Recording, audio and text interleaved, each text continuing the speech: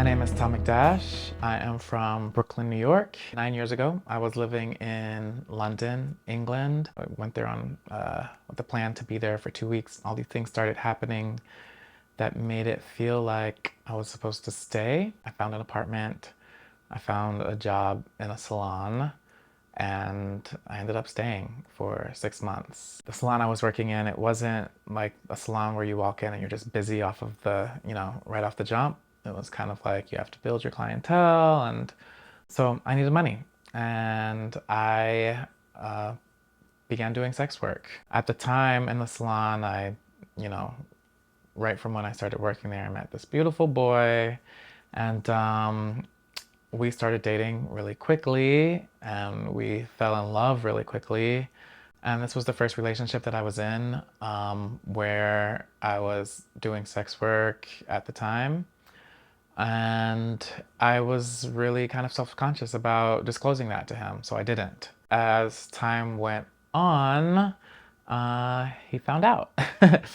And the way he found out was because he went through my phone, and I just basically told him everything. I told him the reason that I was doing it. I told him how much I was enjoying the benefits I was reaping from it. So much to the extent that I actually wanted to quit the salon. He was just very kind of self-conscious about me quitting the salon because, he lived with his family, and he's like, well, what will they think, if you're here and you're not working? Like, how are you making money? What am I going to tell them? I can't tell them that. And so I really stayed at the salon for him. Being in London made me realize, like, I think I want to move to New York. So, we had discussed it, and um, decided to move to New York together. I kind of went there first and kind of found the apartment and got everything set up. The room was $1,800 in a 3-bedroom apartment. And we were meant to be splitting it, and he wasn't really making enough money to split it. Found a job at a salon. That still wasn't enough to cover $1,800 on my own, so I was supplementing it with sex work again. That relationship ended up dissolving, not because of that, but there was a lot of lessons learned from that for sure. After that breakup, I ended up meeting another guy, and we started dating, and I also did not disclose to him what I was doing. We were together for almost a year, and similar situation. I was asleep and a notification popped up on my phone, and he read it, and he never said anything about it. And towards the end of our relationship, we were having, our thing was like issues with communication. As that came to a head, he brought up that like he knew what I was doing, and I just asked me, he was like, well, why didn't you tell me? By that point, the relationship was ending, and we broke up,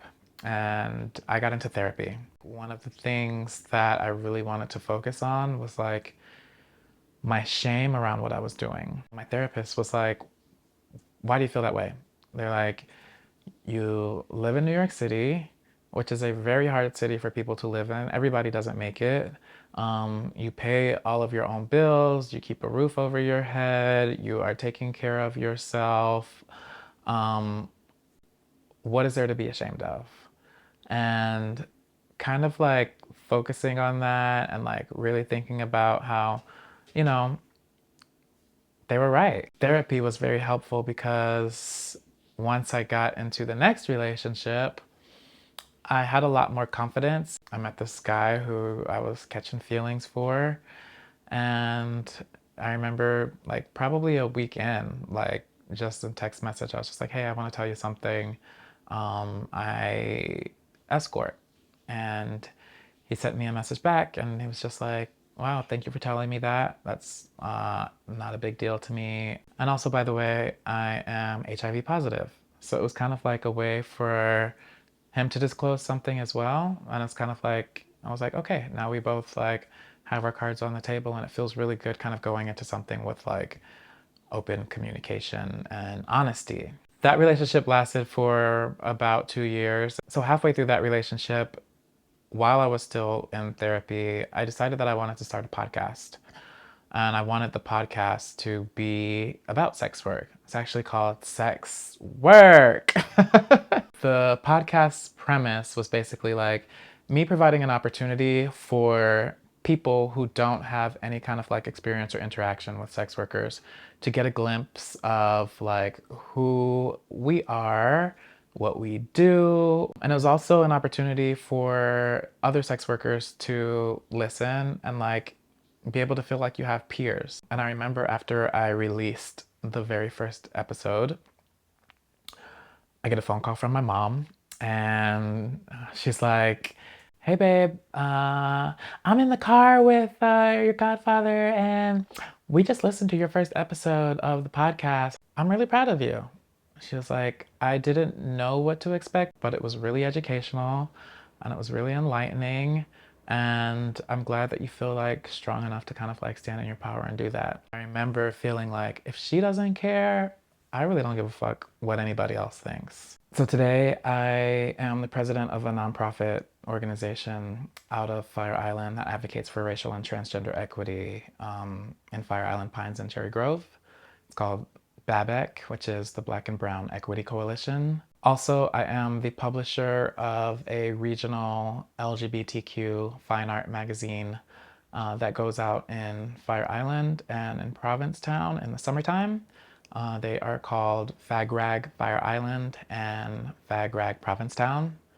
And I still do sex work to support that. Just looking back from like where I started with kind of like being very ashamed and being like doing this whole thing like clandestinely and like in the shadows almost and like not having anyone to talk to about it to like being completely open about it and proud about it. It's just like a nice kind of like arc.